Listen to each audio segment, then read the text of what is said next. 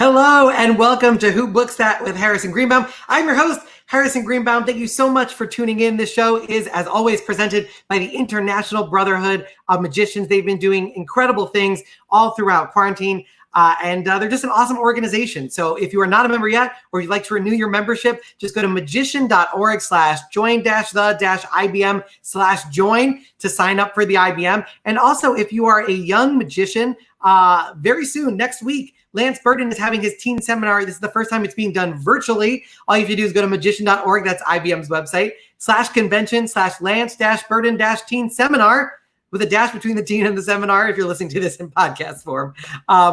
That is the website to sign up for free for Lance Burton's teen seminar. A lot of amazing magicians have come out of that program. If you'd like to hear more about that program, there's a Lance Burton episode of Who Books That, so make sure you check that out at whobooksthat.com. And after July 7th and 8th, the week following, July 13th through 17th, is Tannen's Magic Camp. If you are a magician between ages 10 and 20 and you would like to experience Magic Camp for free, online, it's going to be incredible.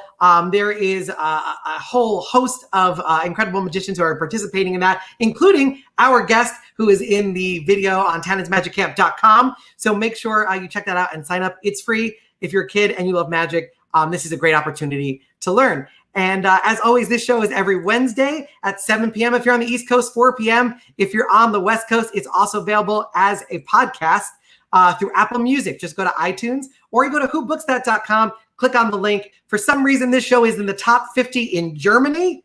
I don't know if they feel bad for what they did to my grandparents, but they love the show now. So there you go. We're top 50 in performing arts in Germany. We're in the top 100 in Canada, and we're in the top 200 in the United States and the UK. So thank you so much. And a lot of that is due to you guys responding so well to the podcast, leaving 5-star reviews, which helps. So thank you for doing that. Please keep doing that. And if you'd like to follow me on social media at Harrison Comedy, there's going to be a lot more behind the scenes and interesting content related to these episodes available through my Instagram and Twitter. So go to at Harrison Comedy and check out all that stuff right there. But it is time to introduce our first guest. I'm so excited. Thank you so much for tuning in, by the way. Bill Hoagland, a longtime watcher, saying, yeah. Ian Kent, another longtime watcher, saying, hello, Harrison. And James saying, it's me again, ha, ha, ha, which I think is the typed out version of an evil laugh. But thank you guys so much for laughing and for joining. And if you have any questions that you would like our guests to answer, please put those in the comments. I can see them in real time, and I will try to get as many of those on air as possible. So let's get to our guest. He is an incredible performer.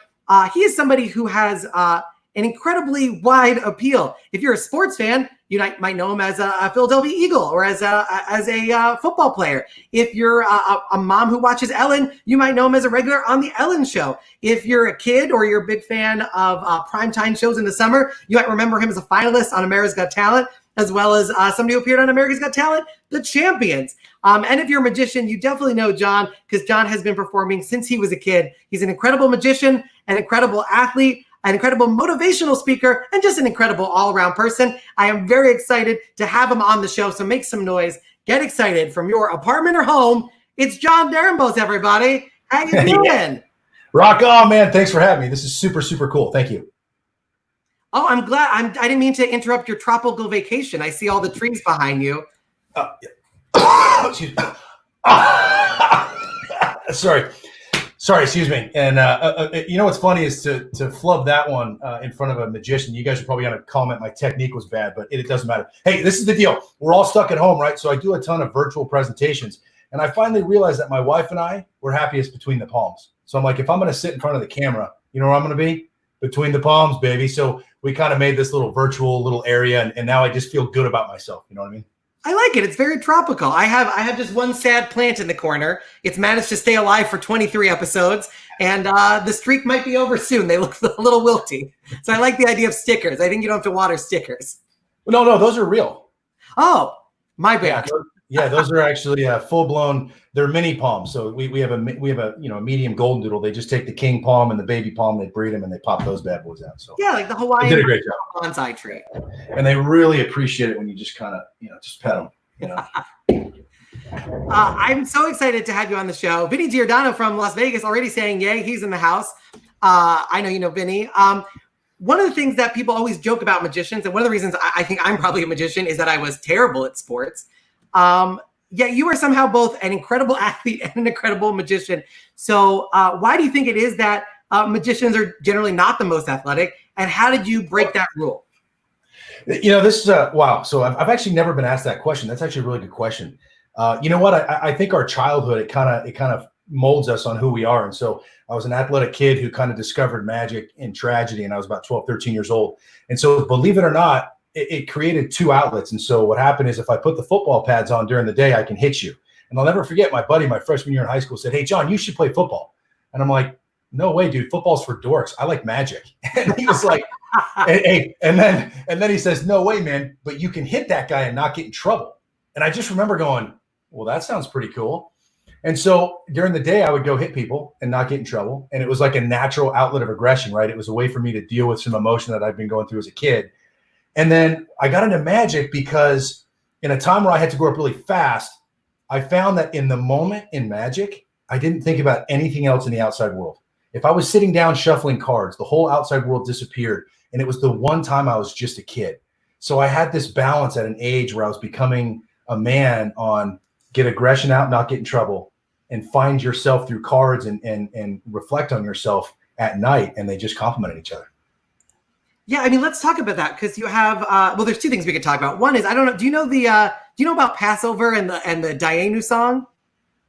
There's a song called Passover. Oh no, there's a song called Dayenu that we sing every Passover, and we go die. Oh.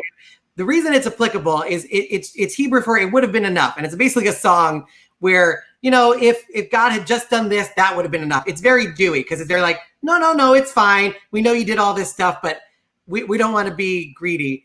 And in reading about your life, any one of the tragedies or setbacks that you had, I think would have been enough for one person. And you've had many and conquered that adversity. So one of the things was the tragedy that happened when you were a kid. But a lot of people now are dealing with this quarantine and this pandemic. As somebody who has gone through so much and come out of it in such an amazing way, what would be your advice to those people? So everything I've been through in my life, you have a choice on how you talk to yourself. You have a choice on how you perceive the situation. And happiness is a decision. It's not an emotion. It's a decision that we make every day.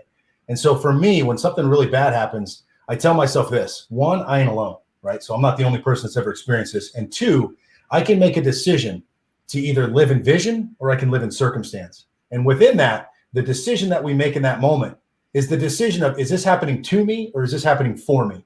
So no matter how bad life gets, I always tell myself, live in vision, not in circumstance. And this is happening for me. It's not happening to me. And so what happens is all of a sudden I'm able to not look at life with excuses. I'm able to not look at it as if I'm the victim all the time. And now, because what I've learned is that sometimes so I'm going to bounce around here, but I was offered potentially a job of a lifetime.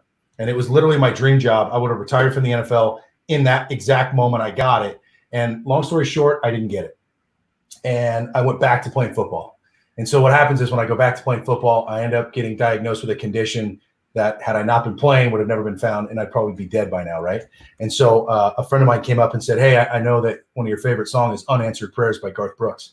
And it's this idea that sometimes what we think we want so much, sometimes the thing that we think is our destiny and this is what it is, well, maybe it's not, right? Maybe the path to get there was going to steer you off in a different direction. And if we can allow ourselves to see that light, if we can allow ourselves to see that there is opportunity elsewhere and it's better for us and that it didn't happen to me, it happened for me.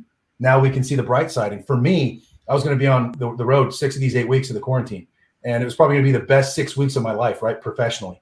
But what happened is it all got shut down. It all got canceled. And so guess what? I got to hear my daughter's first words. I got to see her first steps. And a daughter that's now 1 year old. I spend every waking moment with her. And you got to find the joy in the moment because the moment will pass. So find the joy in the moment and grab that.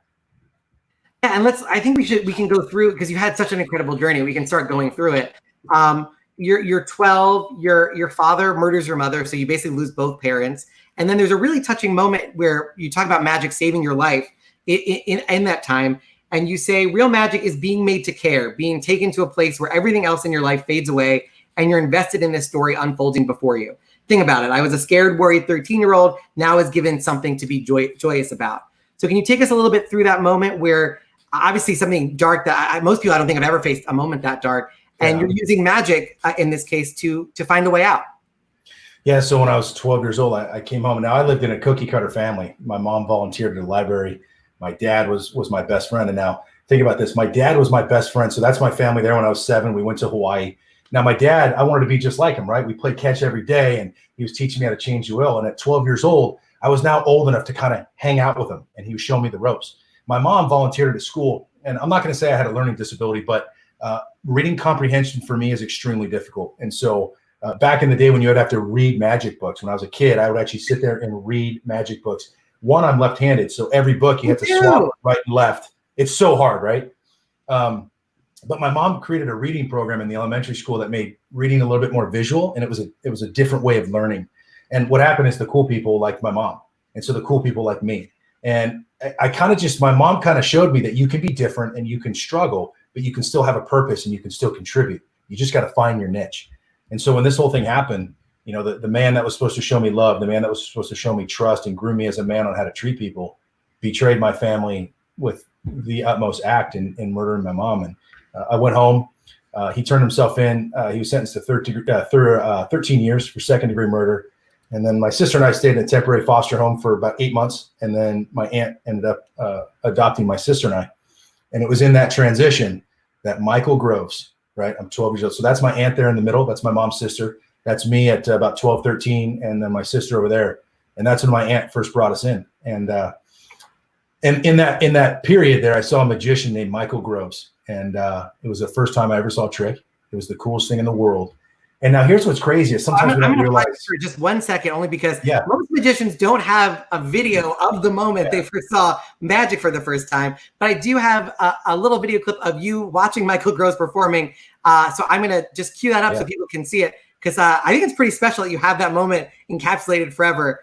So here is the first time John ever saw magic. Not only that, but this is my first trick I ever saw. And so think about this. Back then, we didn't have iPhones. This is 1992. And so I was staying with a baseball coach at the time. So he set up the tripod, set up the big camera, put the VHS tape in, and recorded that moment and gave it to me, not knowing how life would unfold. So, but in that moment, I realized, without realizing at the time, that the whole world disappeared. And what's really cool is when I first got into magic, I was obsessed with the intricacies of the moves. I was obsessed with wanting to get good at something. I was obsessed with the repetition of doing something over and over and over and wanting to get good. And when I first got into magic, I didn't really want to perform for anybody. I didn't care. I just wanted to worry about getting good. And I was doing it for myself because I wanted to struggle and find that I can do it, overcome all the obstacles, and then master this move. And so if you think about it, I didn't really do a trick for a long time, right? And then all of a sudden, I did a trick at a friend's house like 2 years later. And the first things I learned were, oh, there it is. Yeah, I'm practicing in my grandparents' RV and still not really doing tricks, just learning moves. Imagine if you were 13, 14 years old and your friend's like, hey, my buddy plays the guitar. And he sits down and he starts jamming like Stevie Ray, Eric Clapton, like Jimi Hendrix. You're going to be like, whoa, first of all, I didn't know you played. Second of all, this is ridiculous. So I think the expectations of a 13-year-old doing a card trick is 3 rows of 7, count out 11, boom, hey, thank you. Well, I was busting out all the big dogs, right? The Bill Malones, the Apollo Robbins, the people that I really liked, Ken Sands, all these people that I loved, even a lot of Darwin Ortiz's stuff.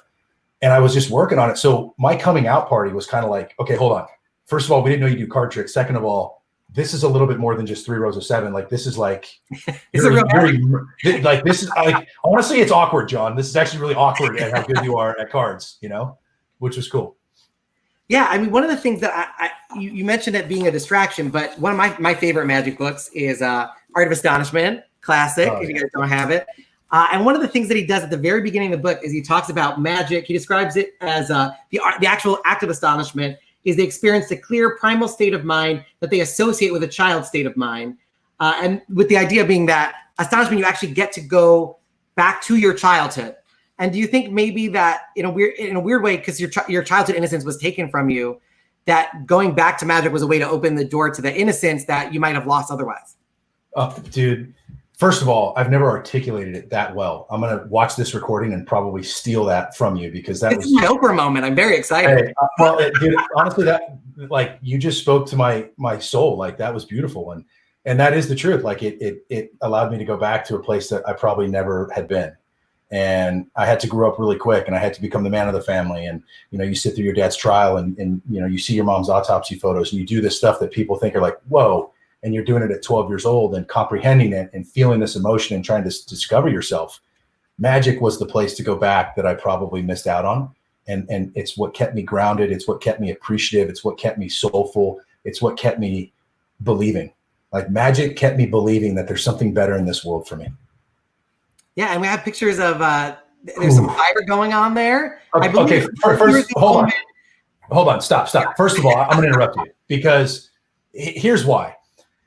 For those of us magicians that are in 30s and 40 years old, when David Copperfield was the man, there is not one person that did not want to do the Kevin James floating roast. Not one. Right. And so this was great. This was an 8th grade graduation. It was really one of the first. It was actually, this might have been the first time I ever got on a stage. And I'll never forget, man, I did this, and no offense, I killed it, but the crowd was just dead quiet, right? And there's a lot of people. It was the whole school and their parents. And in my mind, I'm like, oh my gosh, I screwed this up. And then they just went nuts. And I don't think people expected that out of a 13-year-old. But to this day, it's one of the most proud awards I've ever won in my entire life. I won a $25 gift card to Suit Plantation, and it was amazing. Yeah, I don't know if they're going to get to keep that name, but well, actually, they went out of business. There you go. They closed their doors. Yeah. But I think, and because I remember when I was in high school, we were doing Damn Yankees, and the director of the show said, "Oh, if you can put some kind of fire effect into the show, that would be really cool for the devil to have like a fire thing." And I bought this whole hookup, and in rehearsal, I almost lit myself on fire. I heard you practicing the fire that also caused a little bit of an issue. Yeah. So my aunt says, "Hey, look, this is a fire trick. It's a lot of." Now, here's what's really cool. Now, my aunt, again, my mom's sister that took my sister and I in. How cool is this? Never once did she say, maybe we should not play magic, and maybe you should work on being a doctor or a lawyer or like something cool. Instead, I got constant positivity. I got constant reinforcement. I got encouraged, right? That right there, like for those that have kids, allow them to discover themselves, allow them to be who they are. And that was powerful. So here's the deal. All right, we'll get this trick. I get it. I know the dangers involved. You can't do this unless I'm home. Yeah, sure. So what happens? She leaves. So what do? I start lighting fire in the living room. You have a pile of flash paper. It's not going to light itself. Oh yeah, no. So clearly I have magic and it's floating, and then it lights. Well, it was a little low to the ground, and it literally singed a hole in the carpet about this big. Like I'm talking, the carpet went from like this light tan white color to just black charcoal, and I was like, oh. So she came home. I felt bad. I choked. I said, Chrissy, my sister was painting. She must have spilled paint. And then I felt bad because I lied, not smart. And I went back downstairs. I said, I lit the carpet on fire. And she goes, clearly, like, I'm not born yesterday. Like, that's not paint. That's charcoal, right? And here's what's cool. She said, you're grounded. And I know you love spending time in your room alone, practicing magic. So you're grounded and you have to hang out with me. And we're going to go to a movie. So, because I was like, what? I want to go to my room. I want to go to my room, right? And then this is what she did. So I got a mom and I got a cool aunt. And she goes, look, I have to punish you because I have to be your mom now. But if it were me, this is what I would have done. And she took tweezers and pulled up each piece of carpet and cut off the singed piece. And we literally gave the carpet a haircut, and you couldn't even tell. So she's like, next time. That's magic on its own. Yeah. So I kind of got both sides. So it was yeah. So don't light your living room carpet on fire. And you talked about her being a maternal figure. You also had like a father figure in your first mentor. Jimmy Kimmel talks about having champions, that it takes 3 champions to have a successful career. And your first champion, according to your book, is Ken Sands, who was your magic mentor. Tell me a little bit about how that comes about at that time. Yeah, and I hope there's people listening that know Ken. Lives in Orange County, California. And he was, at the time, he was dating, that's him right there. And at the time, he was dating one of my aunt's friends. Or actually, this is even worse. This makes it more awkward. He was the magician ex-boyfriend of one of my aunt's best friends, right? And so basically my Aunt Susan said, hey, can you call him? And I got my nephew and here's what's going on. And like, can he show him something? Well, Ken had gone through a divorce and was going through his own stuff. And he said, I'd love to. And I'm going to tell you what I'm most appreciative of Ken at the time. He owns a magic store in Orange County, California called Magic Galore and More. I think what I'm most appreciative of was his ability to not really teach. The trick doesn't matter. Nobody cares. Like George Carlin said, they're not going to remember what you said. They're not going to remember what you did. They're going to remember the way you made them feel. So use magic as a tool to connect to an audience. And whatever it is, you can get a standing ovation if they care and if you're vulnerable and they know who you are. So though he taught me tricks, just hanging out with him made me realize you got to find your own path. And if magic is the end all be all, you're going to get this. But if they have a reason to believe, if they have a reason to reflect in their own life, if they have a purpose to be there, you can take a coin and make that coin disappear and you'll get a standing ovation.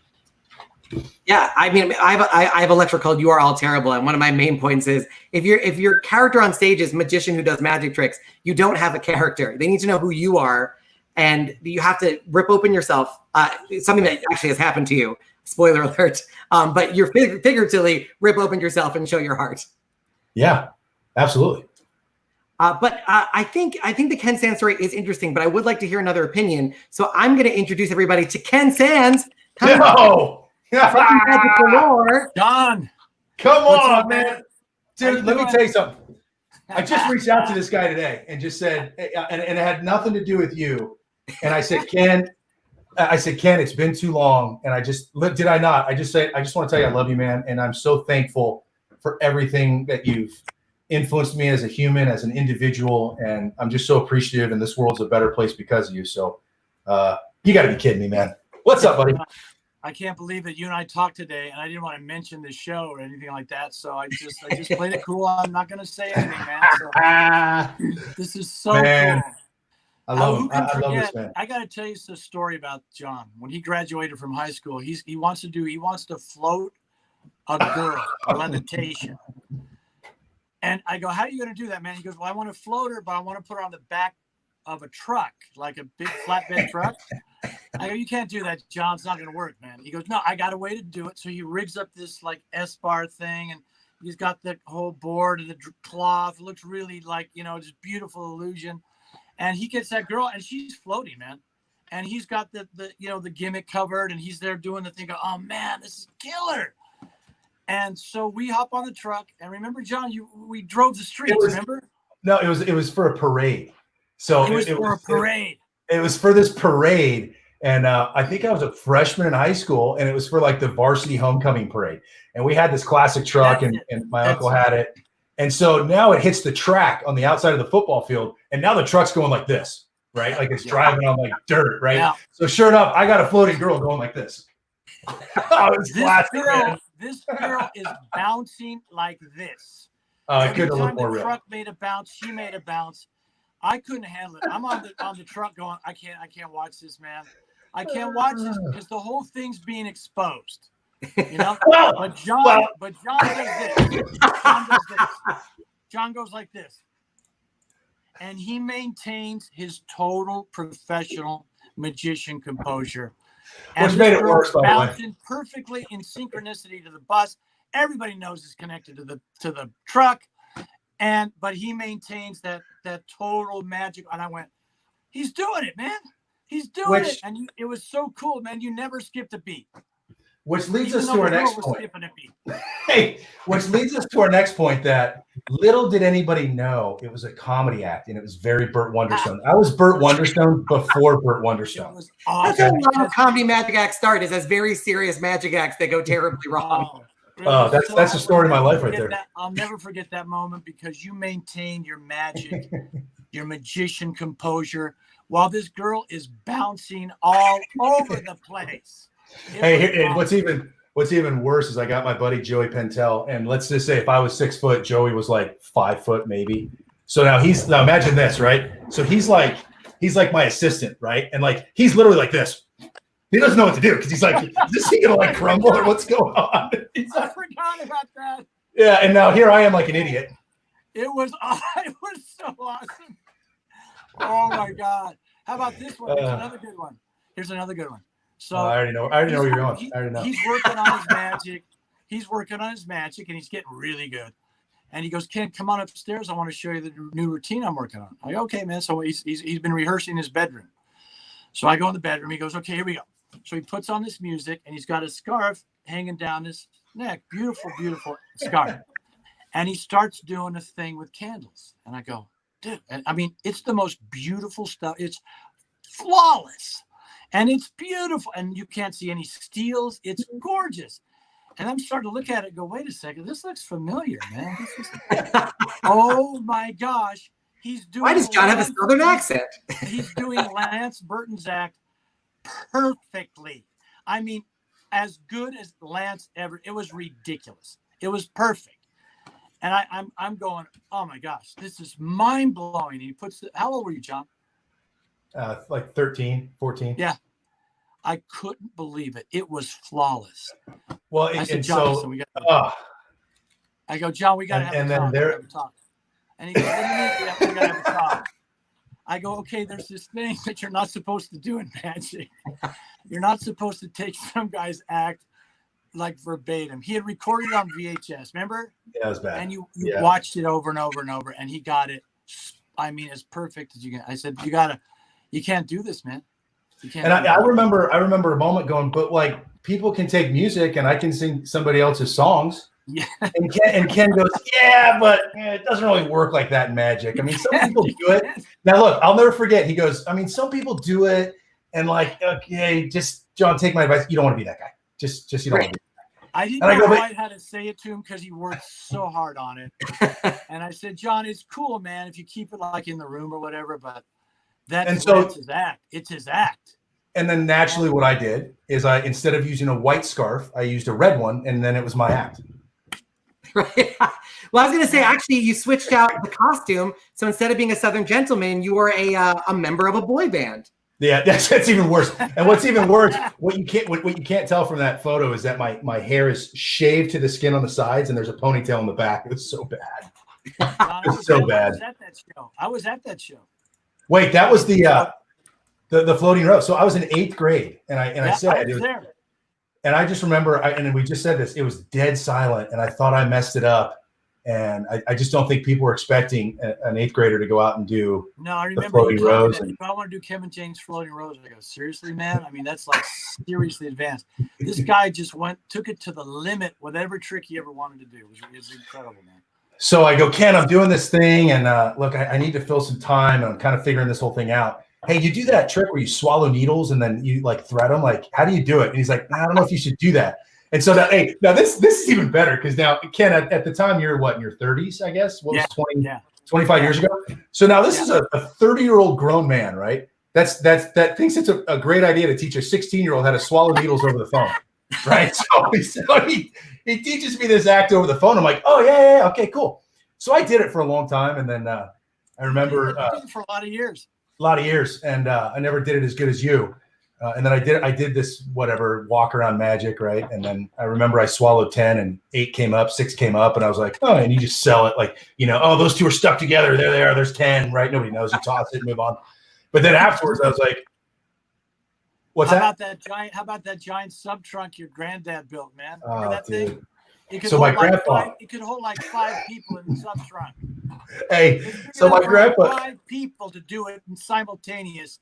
It was huge, but man, we knocked it out. Remember we did it at that show in Palm Springs. So my grandpa's not a magician, right? But he could build anything. And my grandpa is one of my favorite people in the world.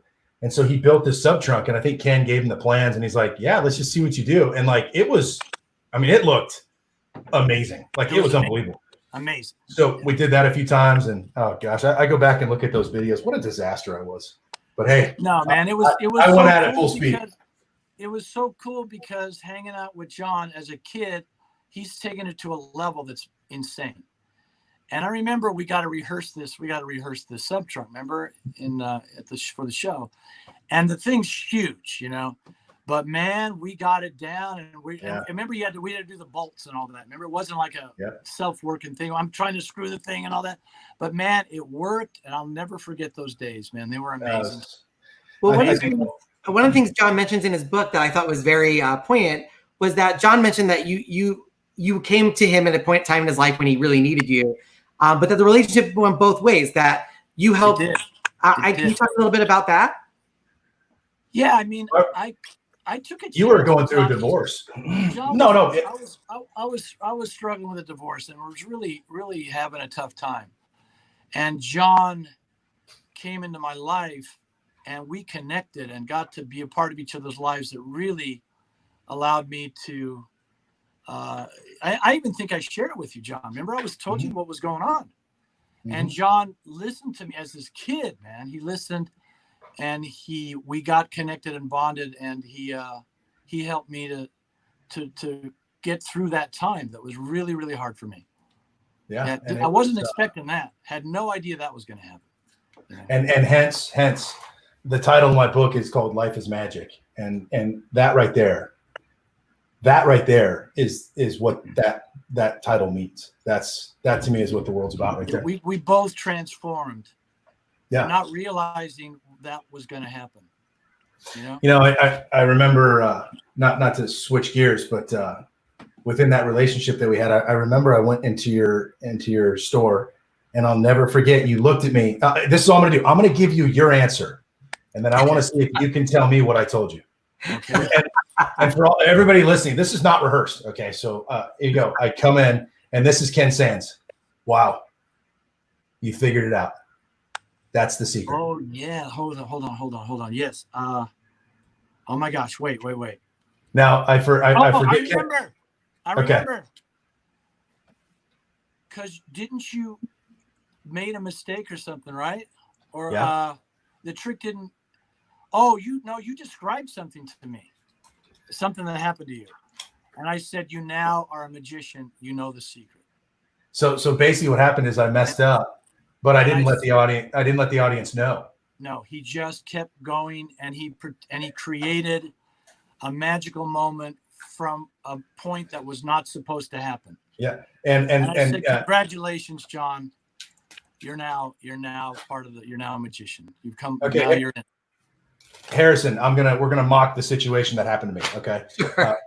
I don't know this, but for right now, just think of the Queen of Hearts for me. Okay. That's the answer. Hey, Harrison, I just want you to think of any cards you want. Boom. The card you think of is the bam 7 of Hearts. Thank you. And you're like, no, it was wait, what was it?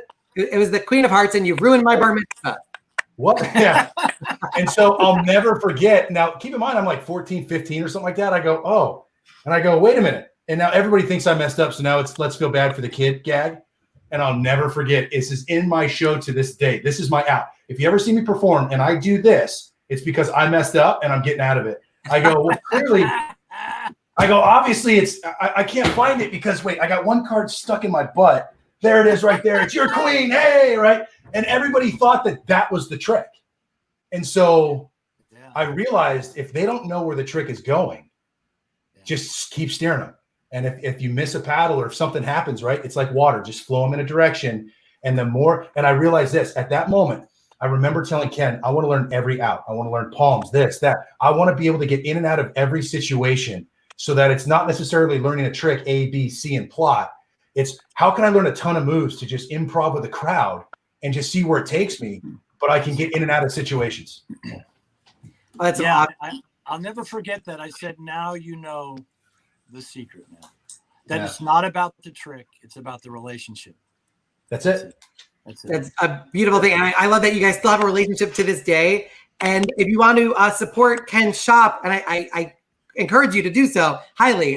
Facebook.com/magic. It's there's not a typo. It is GLAORE and more. That's what you have to type in. And the shop is open. You can order stuff. So please support Ken and the shop. Ken, thank you so much for joining us. Can I just say one magic word before I go? Of course. John's going to get this. Dr. Dropos. Dr. Dropos. Oh my gosh. I'll tell you that story in a second. But I want to say this. Ken, hang on. Ken just acquired it. You just acquired a big collection that you're going to be selling. So go to his website. I just got an estate about 800 DVDs, 500 books, about 800 tricks. I'm going to be doing a big sale, a big discount sale with a beautiful magic, about 50 grand worth of stuff. So they want to get involved. I can send them a list of all the stuff. I'm just incoming news. Copperfield just bought it.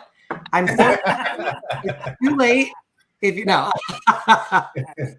we all love DC. Thanks, guys. John, I love you.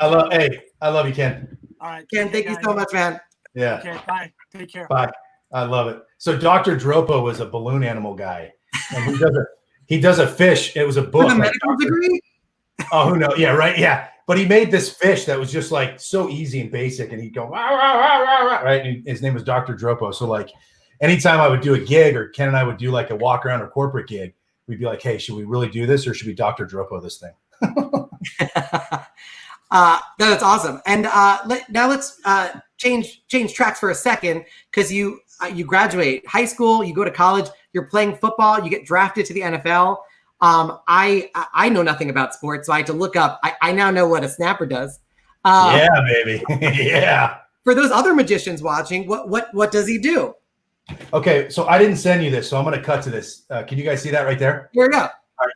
Yeah, okay, here we go. So I was that guy right there, and it was my job to look between my legs and snap a ball to that guy. And if you do this right, I look between my legs, I throw it to him, he catches it, and the guy kicks it. And believe it or not, that was my full-time job. I played like 10, 12 plays a game. You got zero room for error. And here's what's cool. And again, somebody pointed this out to me.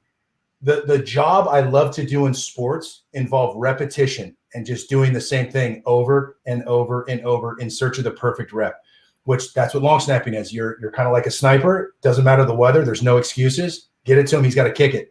And sure enough, that's all the moves in Magic, right? Every move we learn is just doing the same thing over and over. And whether we find the perfect rep or not, it's the journey of getting there. And that's what I loved about my position. Yeah. And as I joke in my act, I tried to be in football, and I went up to the coach and I said, when are the football auditions? He said, get out of the gym. I was like, I love your costume. Like, football rehearsal. It's like Pirates and Penzance all over again with those tight pants. That's right. Hey, oh yeah, whoa! Is that an action figure? Right. Yeah. So when you are in the NFL and you make it to the Hall of Fame, you get what's called a McFarlane figure made of you. These are super expensive.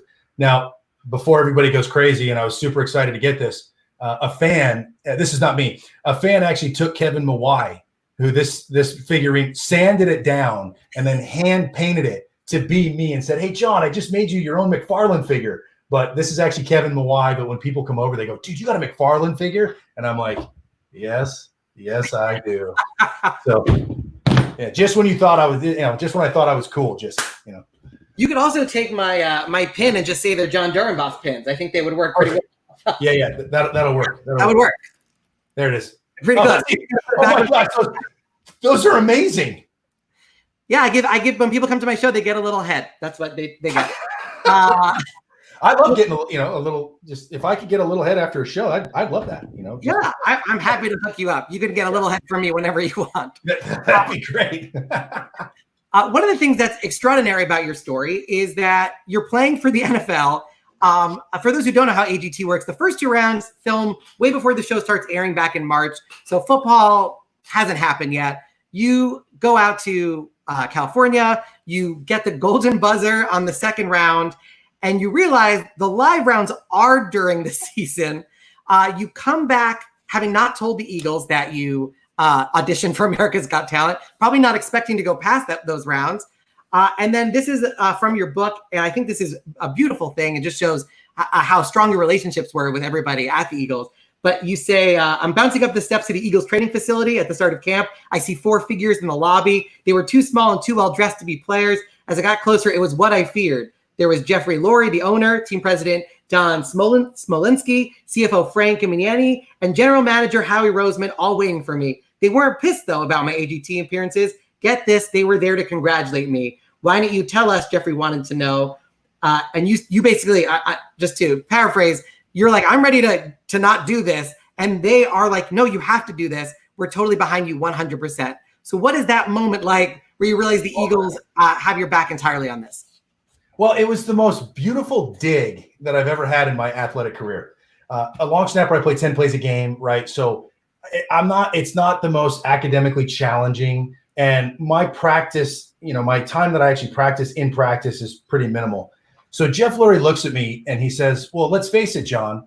I mean, it's not like you're one of the athletes like the quarterback or the receiver. I mean, if you miss a little time, does anybody really know? And I was like, this is actually perfect. You're right. And it was just that funny moment where he didn't mean to like basically say, you're not really an athlete. Like you could go, But yeah, it was super cool. And the team had my back. And I didn't know what to expect. And what's funny is when I got the gold buzzer, two things that happened. I was in the wing about to go on.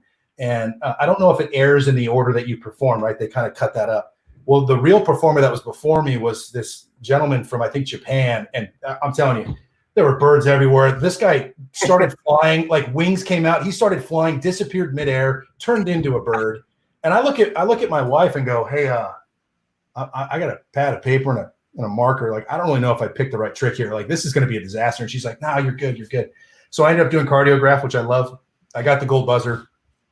And if you watch the clip, I actually turned and just walked towards the back of the theater because in my mind I said, holy, like I was thinking about potentially opting out after this because I don't know what the Eagles are going to say in training camp and all that. So it ended up working out beautifully. And I was able to not miss a day, not miss a practice, not miss a meeting, and still compete and make it. I got third, so I made it to the last 20 seconds of the show. And what's really cool is the finals, the whole game. We played Sunday against Cleveland. It was our home opener.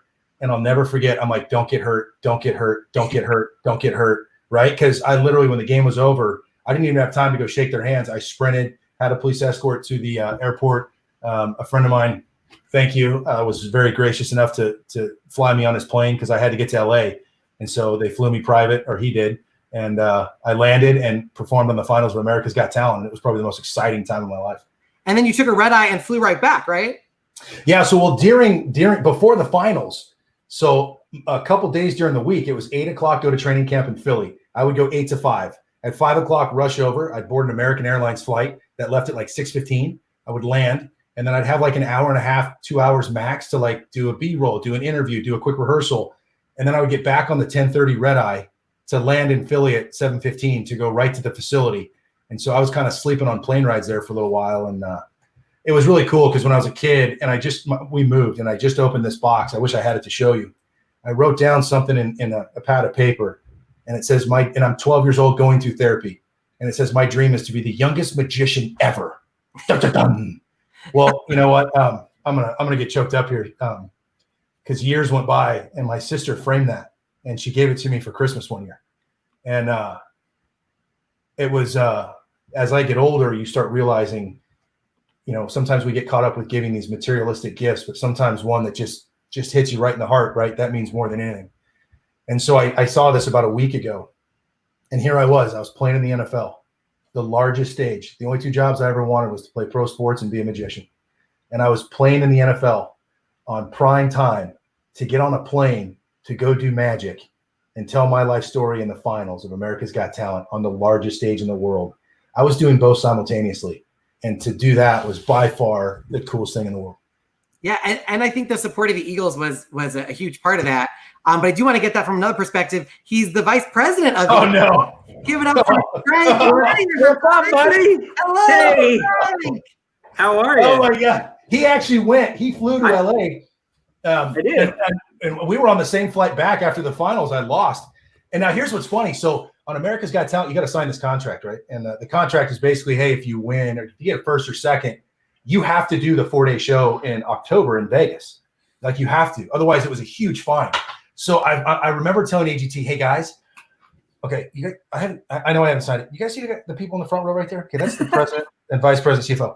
They don't know about this. Okay, so they don't know that if I win, but here's the deal. If I do win and the confetti's flying, that's when we hit them with, hey, I'm going to miss the week we play Dallas, and we'll just figure it out, right? And yeah, so it totally makes sense to miss an NFL game to make $2,500. I know, right? But well, it wasn't even so much. They were willing to work with the schedule to maybe just go to the game and back. It was missing the 4 days of practice, which was going to be the issue. But I'll tell you before Frank, I don't. Who knows what you're going to say? I'll keep it good.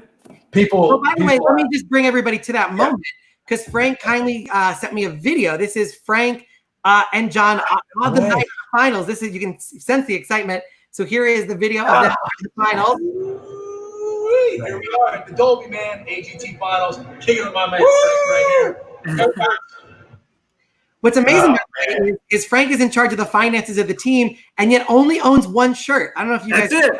But he's wearing the exact same. This is the short sleeve version. That was the long sleeve version. But yeah, absolutely. Hey, you know what? When something works, you don't got to get rid of it, right? Exactly. You know, people ask me all the time, what do I miss? And, the game, practice, all that. You miss people like Frank. And fortunately for me, because I was a long snapper, I didn't have a lot of the meetings that a lot of the real athletes did. And so I would just wander the halls. Is the Mirandously? Is that the word? What's that word? Mirandously? Yeah. I like it. Yeah. What jock uses that word? This guy. And so I became friends and like I would pop into Frank's office and just and cause havoc in my office while he was causing havoc with Frank, punter Donnie Jones. Can you tell us about the tasty cakes? Yeah, we were just talking about some funny stories. I said, John used to so our VP of security, his name was Dom DeSandro, and we had a little fun running joke. We used to smash some tasty cakes on his desk. He was like kind of a neat freak. He didn't like any crumbs, so we kind of. Oh yeah. So Frank, I'm gonna talk code. Okay. There are two pictures that Donnie and I hung up in his office, his new office. Can I talk about that, or is that is there like a? I'm good with it. Okay. All right. So here's what happens. Sometimes the best gifts are those that have just been sitting in the wing for, I don't know, 5 years. And so what happens is we have to set it up. So Dom, who's like the best guy ever in the world. I mean, like John and Dom are probably two of the greatest people I ever met. But like I said, Dom's a little bit of a germaphobe. So he likes to keep his desk really clean. Anytime someone goes in his office, he wipes it down, keeps it going. So John and Donnie, who was our punter at the time, decide when they are finished with sports, they would like to give Dom a gift. So I'll let you take it away. So what would that gift be? Okay. So now keep in mind, I'm in a building. I'm in his office. So I look at Donnie and I just take off all my clothes. And he's like, "What are you doing?" I'm like, "Don't worry about it." So I sit Indian style, naked on Dom's desk, facing away. So it's my back. And you see like my butt crack and I'm naked like in like the Lion King pose. Yeah, I'm just like meditating. So then Donnie goes, what the heck? He takes all his clothes off and sits in his chair and like crosses his legs like this, okay? We sit on this picture. And the deal was, Donnie, when you and I are both done playing, that's going to be Dom's Christmas present that year. Well, we ended up going between Donnie and I like another 4 or 5 years, right? Yep. Just this last year, we finally printed them out and Dom got a new office at the building and the first two pictures hung. Were me and Donnie naked on his stuff in his old office. And he's like, "What is this? I ate tasty cakes off of that desk. I ate tasty cakes off of that desk." Frank, were you renewing his contract just to delay the amount of time until that gift was given? Exactly. I'm gonna. I wish I had that picture. I don't know. But I mean, I wanted to say thank you for allowing me to join. I mean, look, meeting John, 2006 or whatever it was when he joined the Eagles, has been a gift to my life and to the Eagles. And actually, that's actually a quick picture with a Rob Z, who I think is actually probably in the audience tonight. I love it. I love it. But John has been so inspirational and just always willing to be there and help, and has made me a better person. And honestly, one of the things that we love, John is there's John with my kids. Well, that was a long time ago. They're both my daughter's in college now. My son's in senior in high school, but John is what he's meant to my family and to the city of Philadelphia and to the Eagles organization. I mean, John is a true Eagle. I mean, it's weird. We have a really tight organization, as John can probably explain. And when people we don't say they're part of the organization, they become Eagles, and we really believe that. And John is the epitome of an Eagle, and I love him. You're the greatest guy do ever. Great to see you, buddy. I did find a picture in my email. It was labeled. I needed to keep it forever. So what do? I send myself an email, and the email was titled "Dom Christmas Card." So Harrison, with your permission, I would like to show everyone the picture. As long as nothing can be blurred out. As long as it's you can see a little bit of a butt crack. Is that okay? That's okay. I think that's okay. Absolutely. I mean, come on, that's funny. Not only that, but let me tell you, dude, I was ripped up. Right now, Harrison's going, "Oh my gosh, was that appropriate? Was that not No, appropriate?" this is an exclusive. I'm so glad that Who Butts That has the butt crack exclusive. Yeah, I didn't know where, I never knew where this conversation was going, but hey, but every day with John was what it was like to be in the office every day with these guys and just have some great fun with great people, and it was an amazing time. And I think if there's anything that I could say, especially if there's young magicians watching, Which is a perfect transition off of a photo of your right. Yeah, right, exactly. If you want to be successful, people ask me, how did you do things simultaneously? If you want to be great, I think the relationship and the friendship that Frank and I have and had is it takes everyone.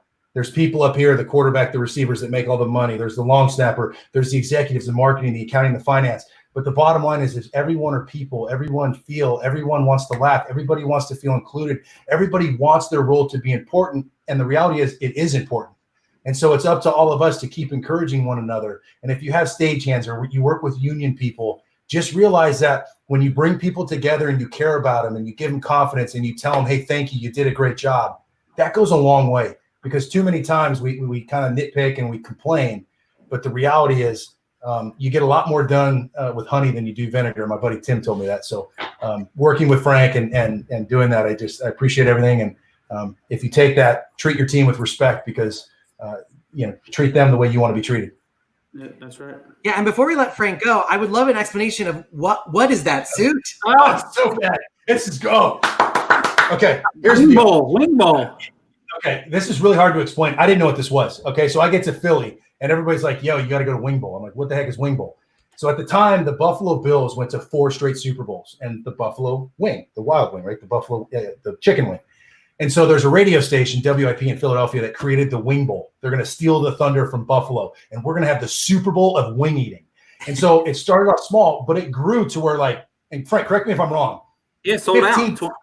20,000 at the arena for a wing eating contest. And at like 6 a.m. At 6 a.m. 6 a.m. I think the city passed like a law temporarily that you could start drinking at like 2 a.m. or something and tailgating. And 20,000 people would show up, the top eaters from around the world. The purse was huge. And people had you had floats and the players were introduced. So what happens is John, you want to be the commissioner of Wing Bowl? I'm like, sounds awesome. Who's going to say no to that?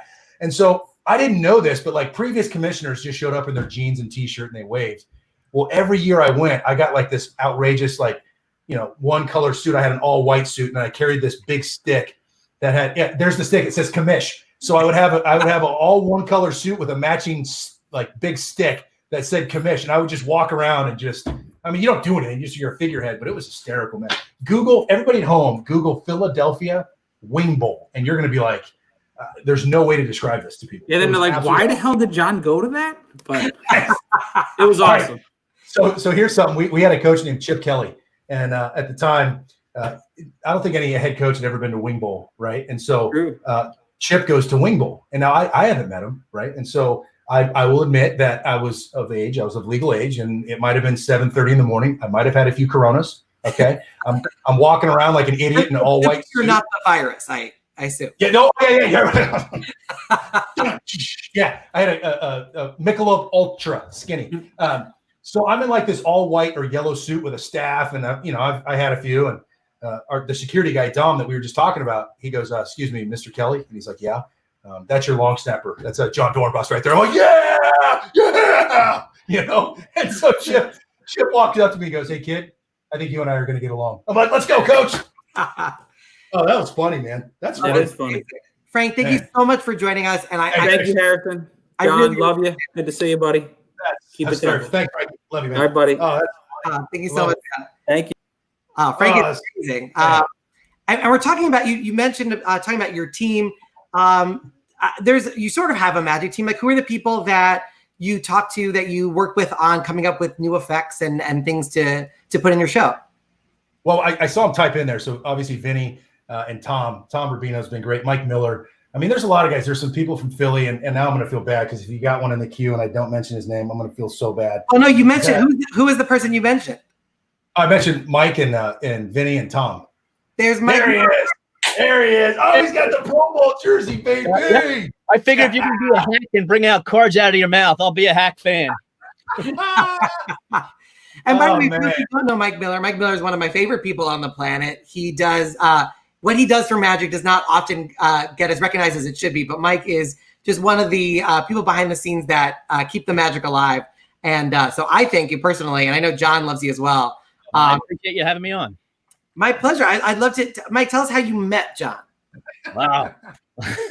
Well, The first time I heard about him is when he played in Buffalo and ESPN, because I'm a sports guy. I think I'm the only magician other than John that's in the sports.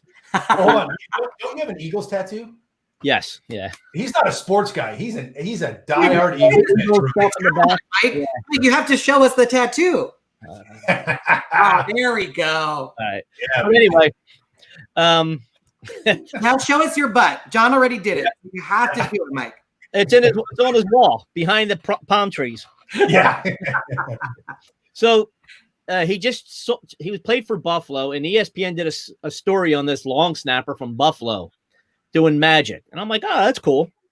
About a year or two later, our long snapper got hurt, and they signed John, and I'm like, oh, well, that same night he just signed, he came and did a radio show at this bar.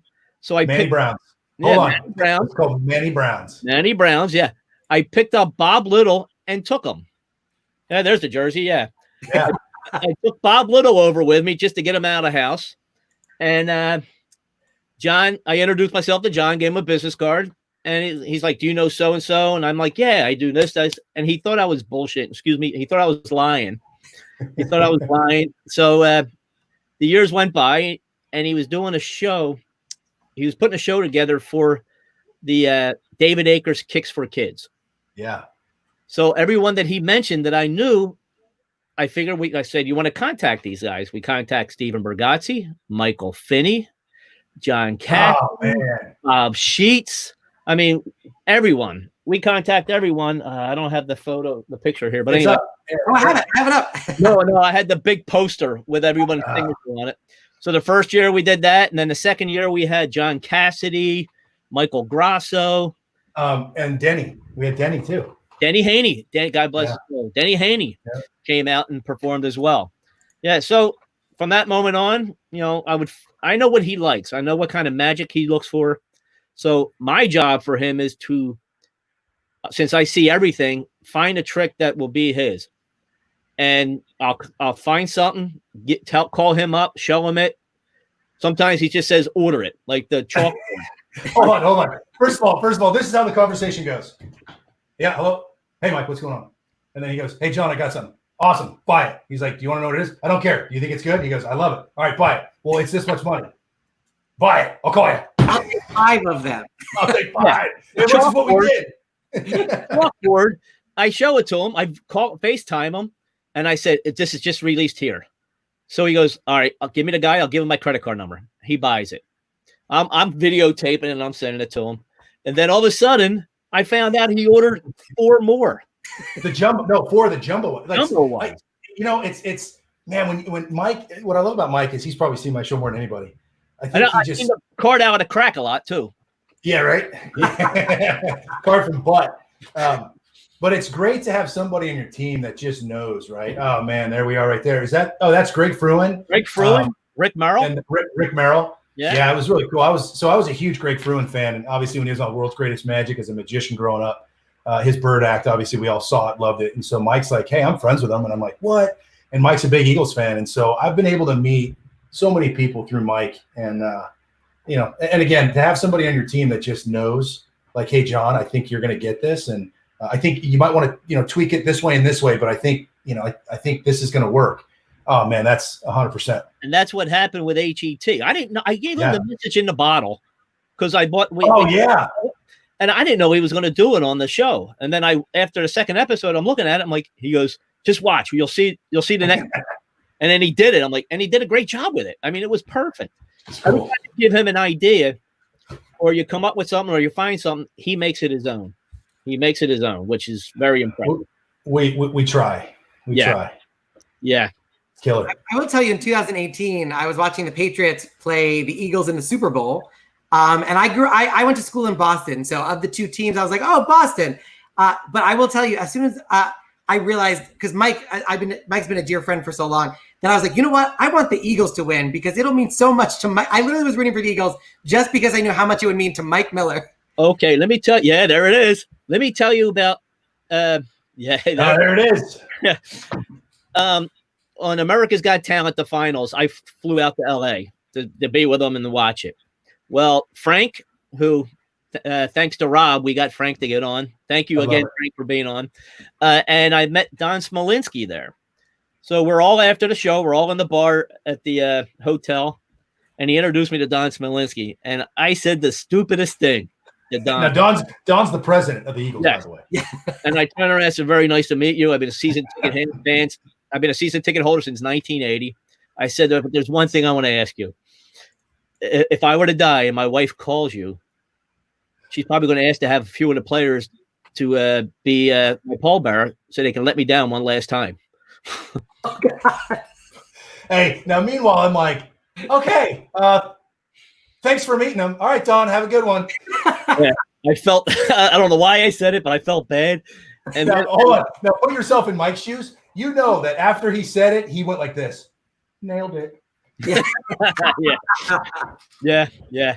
But then, after the show is over, John took off. And I'm like, all right, I'm headed to the airport as well. So I get to the airport. I'm wearing this jersey. All of a sudden, I hear somebody yell, "Who's that?"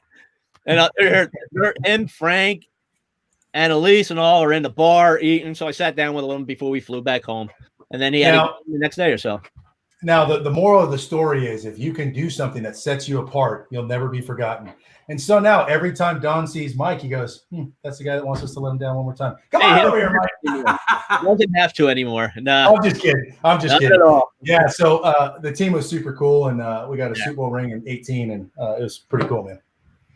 And it was a player's ring, too. I know there's a story behind that because that's not just any ring. I don't know much about sports balls, but I know what I read in this wonderful book, which you should buy a copy of, available at all great booksellers. Yeah, this is the fake one. That was pretty good, Mitch. Yeah, you know what? Yeah. So, is that the fake one, Mike, or did you switch rings? Is John currently holding a fake one? It's the fake one, yeah. By the way, we flashed this photo from Kids and Kicks, which is a charity fundraiser. Kicks, the guy on the right who looks a little bit like the Penguin. He is a magician who's been on the show before with his son Nate. It's Stephen Rigazzi. And guess what? Why not? Here's Stephen Rigazzi, everybody. My favorite. Oh man, I love this man, dude. I love everything about him. I love him. He I'm gonna tell you right now, not only as a person and just him as just a being, he does one of, besides which I won't say it on the show, Harrison, your FU trick if you'd like. What's that? You can say FU. Yeah, your FU trick. Okay. Bargatze does a bit with a knife and a bag. And to this day, it is one of I know it's coming. And every time I see him perform, I'm like, will you just do it? Because it is the funniest thing ever. I won't give it away. I'll let Steve if he wants to, but I love this man. It's really funny. I will tell you, I've been on this. I met John before Mike did. And he was at the Titans. And real quick, a plug on his book. I thought I knew everything about John that there is to know. But, man, the book was amazing. It had so much. I mean, if you think you read some article stuff, you should read the book. It's really amazing. I hate to even plug him. But when I first met him, I didn't like him at all. I was working for this guy called Garth Brooks. I know you probably never heard of him either, Harrison. But and I was doing shows for him every year. And then all of a sudden I get a call. They said, we got this other guy. And I go, what other guy is this possible? And they said, this Jon Dorenbos, he plays for the Titans. And so we're going to use him. And I go, oh my God, how much? I thought I was giving y'all a good deal. And, how much is y'all paying him? He goes, oh, he's volunteering. And then I promise you, I lost 3 shows that I had been doing. And every one of them said, we got Jon Dorenbos. He's volunteering. He's doing it for free. I go, but this guy's making $500,000 on the side. This is my living. And I did not like John. That's why his stint on Tennessee was short. Right, yeah. That's right. I did all I could say. We got to trade this guy. So you're the reason they cut me. That's what ended up happening. And I met Steve, and my coach was Alan Lowry, and he's like, hey, you got to beat this guy Bargatze.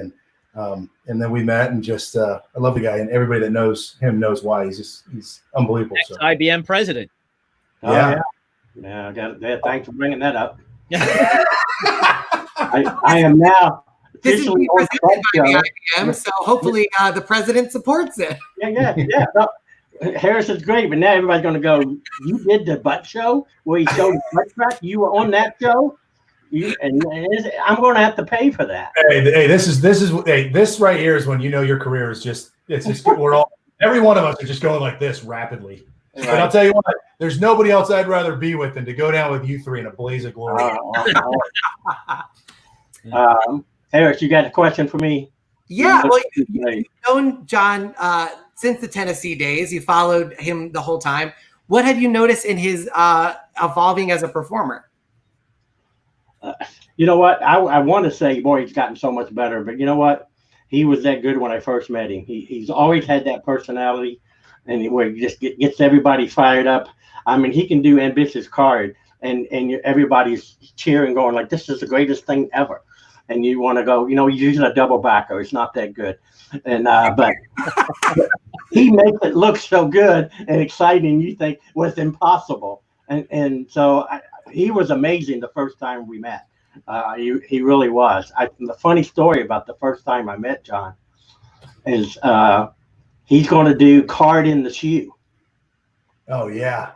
And so John he's got a bunch of young people, and he just and so I get to back up. I'm not even part of it. I'm just watching him.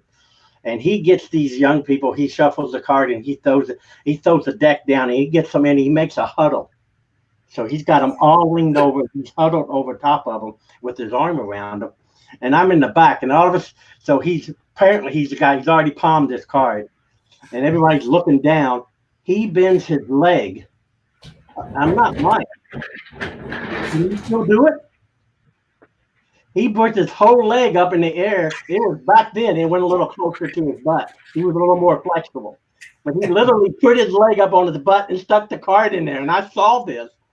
And in the meanwhile, at the same time, I have in my shoe Mark Mason's, the one with the little plastic elastic that that's in my shoe. John is doing it. I'm going, he's really doing it. I would get a cramp, and it would be, I was dying. I was going, it's helping this guy. It's it blew me away. I remember I loved the moment of them being able to untie my shoe, them taking it off, them reaching in and opening it's their signed card. And it's guys like Mike and Steve that, they give you motivation. I love doing stuff that's super risky, and it's very audience management, and like you just go for it. And as long as you don't second guess it, you don't really get caught. So I've tried some risky stuff, and I love it. Yeah. I will tell you real quick, and I'll be done, Harrison. I don't want to talk as much as Mike Miller does. But John's not intimidated by having good people on the show. He's easy to do a show with. He's obviously the star. I mean, those shows we did was in Philly, so he was the hero there. But he built everybody up, made you feel great. He's not intimidated. Fun guy to work with. I would do a show with him anytime. It was awesome. Well, congratulations on all you. Hey, Stephen, I wish we could say the same about you professionally. I just like you as a friend. Yeah, I knew that. Can we just be friends? Well, Stephen, thank you so much for joining us, and congrats. As when does your term kick off as IBM president? 17 more days. Wow. I can still get impeached. There's time. It sounds like you have a calendar and you're Xing out the days. Yes, I know. Gosh. Thank you so much for doing it. Congratulations. Harrison, we're proud of what you do for IBM. Thank you, Harrison. Oh, my pleasure. Thank you guys so much. Seriously. And if you'd like to join the IBM, of which 17 days Stephen will be the president, just go to magician.org/join the IBM/join. That's all you got to do. Stephen Rigazzi, thank you so much. See you guys. Love you, buddy. And Mike, you've known John for so long, and you've seen him from football to the magic megastar that he is now. Any other thoughts about watching him grow into himself? Whenever he comes up with an idea, I get a video. Watch this. And his torn and restored card, he took that to the next level. It's way up above and beyond. And well, hold on. Let me tell you how far he goes. What's your favorite trick, John? Your favorite trick that you did when you were a kid? Misled? Yeah, he bought 2,500 misleds. Well, hold on. Here's what happened. That is true. Here's what happened. They discontinued it, right? So now here I am doing this trick with this pencil that's like 15 years old. The thing's broken in my bag, so the pencil's like this long, which is just not that good of effect with it. I don't want the little guy. I want the big guy, right? And so it comes back out. And so Mike's like, hey, we can call him. And, I'll go, Mike, I'll buy 2,000 or 3,000 of these things. I don't want them packaged. Like, I want to know that for the rest of my life, if I'm alone and never performing again, I can perform this in a mirror and go back to when I was 12, 13 years old. Yep. I want to know that at any time I can go in that closet and there will be 2,000 pencils ready for me to do this effect. And if you are currently 12 or 13-year-olds and you're wondering why you can't buy misled, now you know who to blame. Yeah, I did. I got literally 2,500, and it's. I like how during the pandemic, people are sitting on like stockpiles of like bottled water, and you open the closet and just misled comes out. Yeah. It's always an experience with John. There was another one. We were working in Ocean City, Maryland, and a new French fry sign went up, and John's truck not tore down, but damaged the French fry machine on the boardwalk in Ocean City. Well, here's the other thing too is I do AGT, right? Okay, the season, and now I can sell some tickets. So let's do a show. And I'm like, I think I need something big. So I bought a motorcycle production from Mike Michaels, and it's amazing. It really is cool. It's too big for that venue, and like there's no doors to get it in, and like the music, the pier or whatever it is, the boardwalk can't handle the weight of the truck, and so we're like, don't worry about that. Just back the truck up. The boardwalk collapsed. We'll just deal with it. So what? We take out a sign. Sorry, guys. And it took us, no joke. I mean, it took us 17 hours to get that thing in the door and figure out. We had to take it all apart, put it back together for a 1-hour show for 17 hours to pack that thing back up. But I'll tell you this right now, from my point of view, it was glorious. Well, if let's see if I can pull this up. I'm going to try to do some. Let's see if this is it. Oh, do you have a clip of it? Oh no, I do. Don't do it. And it was my wife. Now my wife's 6 foot tall. So for all the magicians out there, just realize she's 6 feet. You know what I mean? So you can just visualize what's going on there. And we had never done a trick together, and I thought it'd be cool to do one. And we kind of just. And she did great. She killed it. Yeah, killed it. All right, I'm sorry for the quick technical bug. I just want to make sure that we do justice to this clip. I don't want to just play it if it's not going to be perfect. So here we go. This is the motorcycle appearance. Yeah, and you can fast forward it to the appearance if you want. You don't have to do the whole thing. It's a quick perfect. Yeah, perfect. So now keep in mind that this venue is not used to like big props and magicians. It's like a kind of a music place, so there's no door, there's no loading docks, and but this was so cool. And this was like my first big illusion, right? So I probably thought I was so much cooler than I was. But I'll tell you what, my wife, man, she's never been sexier than right there. Come on, baby. We pulled it off. And I remember jumping up there thinking to myself, holy cow, it worked. It worked. We didn't do it after that. Yeah, that thing was tough to carry around. It's a great illusion. Very closely, you can hear Mike say cue lights because he's doing it from the sound booth. Yeah, you hear Mike's direction as the trick is happening in real time. Yeah. Good times, man. Fun. I can't wait to get back to doing them again. You and me both. Yeah. 100%. Mike, thank you so much. You're one of my favorite people in Magic. Thank you very much, John. Thank you so much for everything you do, and thank you for joining us on the show. All right. Yeah, and thanks, Mike. And for all the magicians out there, if you ever run into Mike anywhere, say hi. And you're a great dude, man. You're a great dude. Hey, I'm there for you. You know that. Appreciate it. Thanks, man. Right. Love you, Mike. Mwah. Take care. Thank you. And we are. We took. Took Harrison out instead of Mike. That's Harrison. No, and that's totally fine. Harrison, I got a question. Can we do this show every day so I just feel better about myself? Like, can we do it at like 9 o'clock in the morning where I just, give me a good launch and a good starting place just to start my day off? Like, this is great. I would probably collapse from exhaustion by the third episode, but I will be happy to try. We are getting towards the end of the show, by the way. But if you have a question for John, now is your time to pop those over into the comments.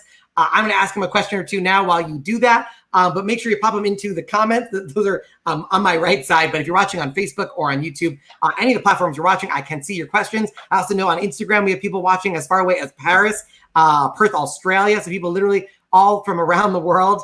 Emily Murtaugh, who is my girlfriend, saying everyday show, please. It's too happy. John Accardo from Los Angeles saying, I would definitely listen to a daily show with Harrison and John. This could be the launch of a podcast. We'll find out. We just started something. I love this. I'm into it. I'm into it. You know, it's even for all the people back home, Harrison is a genius writer. So this is great. I show you. I love it. And also one of the things I've noticed, I did some research trying to find some stuff from a while ago, 2011. So this is way before HET. There is a non-bearded Jon Dorenbos on the cover of MUM. Yeah.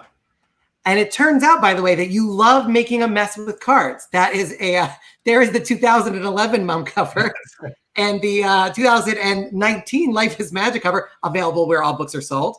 And they never show the other picture. That's why I have a similar picture, but I always make sure to include that picture. That is. Oh, there you go. There's the cleanup afterwards photo.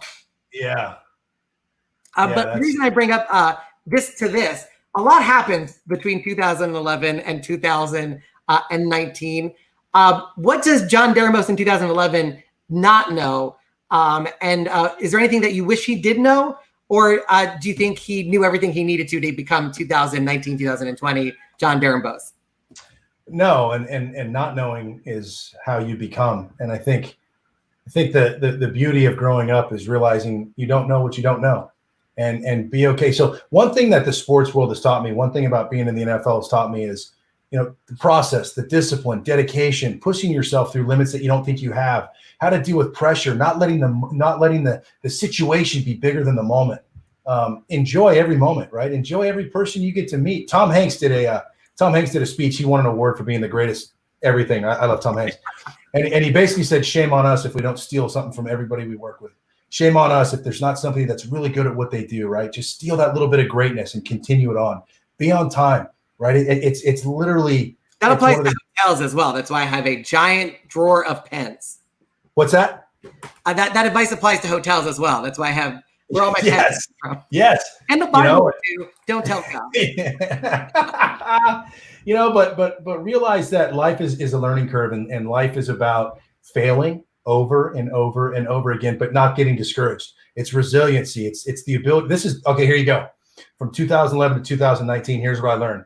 It's going to happen.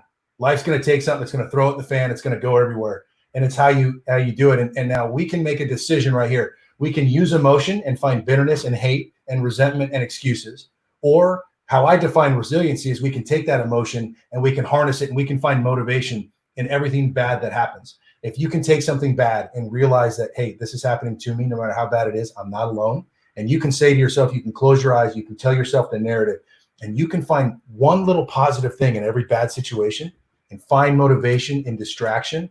Then the next thing you know, you're unstoppable and you're resilient and you keep coming back. I don't care how hard we get hit. I don't care how hard we fall. Stand up, get back up. I don't care how many times you mess up a move in Magic. I don't care how many times you fail trying to create an idea. Keep going back to the drawing board, because it is that right there. It's the failure and the perseverance within the failure that's going to build you a characteristic that is going to make you successful. It's going to make you resilient, and it's going to make you everything in this life that you want to be. That is incredible. Those are very wise and strong words. There's a very non-serious question in the comments. The first question that I see is, will John ever become an officer in the IBM? Well, I guess Bargatze's the new president, so make it happen. You know what I mean?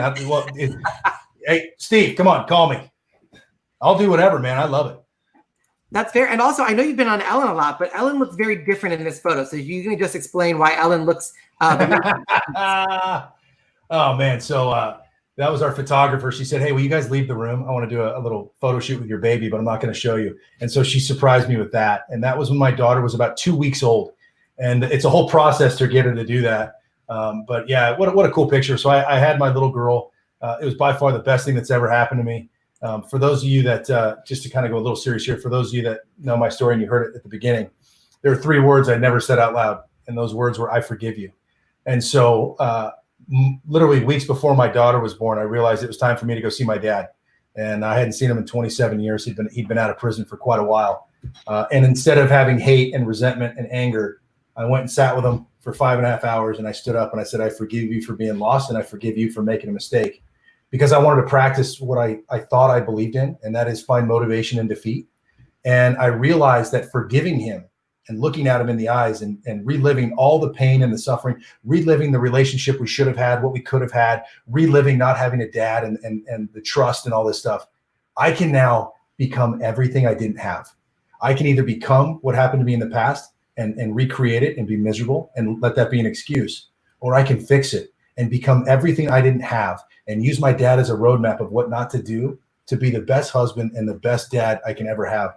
And so something that I want to share before I get cut off, I went and had lunch with my dad, and it was the most emotional thing I've ever done. It was the best thing I ever did. It was me just finding motivation to just be so excited to be a dad. And in my book, if you guys decide to get it, in the acknowledgments, I want to read this. It's the very beginning. It says, for Annalise, who turned my heart right side up, and Amaya, who will always be able to have lunch with her daddy. And me having lunch with my dad is something I never got to do. And I would watch my friends go to lunch with their dads. And I sat at the table with my dad and I looked at him and I asked myself, who are you? And I realized that that's what it's going to be. Amaya, you'll forever be able to have lunch with your daddy. And that means that I'm going to be there forever. I'm going to do everything I can just to love you and support you. And whenever you need me, I will be there. And you will never look at me like I looked at my dad and say, who are you? And hopefully never have to have a lunch in a place called the Safari Zone. Yeah, ever again. Yeah, ever. You're almost in your own safari. So that's an incredible way, I think, to end the show. That I can't think of a more powerful way to end the show or to end this book. Spoiler, Life is Magic by Jon Dorenbos. Pick it up. You can order it from Amazon. I got it in like a day or two. So definitely order this. It's fantastic. Give it to your kids. There's a hidden magic trick if you want in the book, so you can do stuff with it. But John, we always ask our guests, the final question is advice to young performers. And I know you've already given a bunch of great advice to young performers, but if there's any other advice for the young entertainers and magicians who are watching right now, members of the IBM, thinking about joining the IBM, what would be your final piece of advice to them tonight? All right. And I got this from listening to Steve Martin, and it's brilliant. So this is going to be Steve Martin meets Garth Brooks. love what you do and have passion doing it and make it you. Like, make what you're doing. Like, if people see you perform and they didn't know who it was, they could be like, that's Harrison. Cause that is just everything about that is his soul and his passion. And then worry about this. Just worry about being good. Worry about being good. Don't worry about the BS. Don't worry about the performing. Just worry about being true to who you are and worry about being good. And then when they call your number and it's your turn to perform, guess what? The pressure's not going to be there because you're so prepared. Because you just worried about being good. The rest will take care of itself. That's amazing, John. Perfect advice. Thank you so much for being such an amazing guest. I really, really appreciate you taking the time to be on the show. Hope to talk to you soon, man. Stay safe, stay well, and enjoy some time with your family. Thank you so much. I love it. I'm a big fan, man. You do great stuff. Thank you. Right back at you. Jon Dorenbos, everybody. Jon Dorenbos, make sure you follow him at Jon Dorenbos on Twitter and Instagram. And a huge thank you to all of the surprise guests that we had. We had Ken Sands. Make sure you check out his magic store. It's facebook.com/magic, GLAORE. So almost galore and more. Make sure you check that out. We had Mike Miller, the fabulous Mike Miller, Stephen Rigazzi in 17 Days, the president of the International Brotherhood of Magicians, and Frank Gimiani, the VP of the Philadelphia Eagles. You can follow the Eagles at Eagles on Twitter, at Philadelphia Eagles. And I know they need the extra followers from a Magic live stream. I'm sure that's very helpful to them. So at Eagles, at Philadelphia Eagles. This show is every Wednesday at 7 p.m. If you're on the East Coast, 4 p.m. If you're on the West Coast, it's available as a podcast. So you'll be able to download this episode and every other episode as a podcast. You just go to whobooks.com for more info. There's the Lance Burton Teen Seminar, July 7th and 8th, if you're a young magician, as well as Tannen's Magic Camp from the 13th to the 17th. You can sign up. All that information is below. And of course, you can join the IBM, magician.org/join-the-IBM/join. A huge thanks to Alexander, the president of the IBM, for 17 more days. He's done an incredible job during an insane time in Magic and in this country. So a huge thanks to Alex. I owe him a huge debt in the creation of this show and all he's done for all the magicians during his tenure as president. A huge thanks to everybody at the IBM who makes this show happen. Huge thanks to Emily, my girlfriend, who does the graphics and stays in the bedroom while I do this because I live in a studio apartment. So I appreciate that very much. You can follow me on social media at Harrison Comedy. We have another great episode coming to you next Wednesday at the same time, every Wednesday, 7 p.m. at 4 p.m. That has been Who Books That. This has been the Jon Dorenbos episode. A huge thanks to Jon Dorenbos, an incredible inspiration, an incredible magician, person, and performer. Thank you so much for watching, and we will see you here next week. Good night, everybody. Who Books That with Harrison Greenbaum. I'm singing a song. It's singing the song. It's the theme song.